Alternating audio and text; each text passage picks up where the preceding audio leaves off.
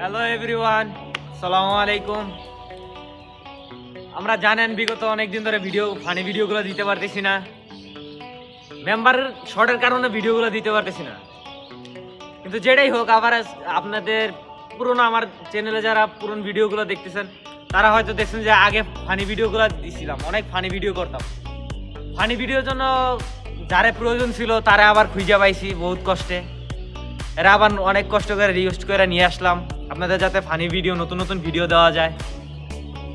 So দেখেন, সে তারও কিছু মতামত নেন যে সে এতদিন পরে আবার চলে আসলো।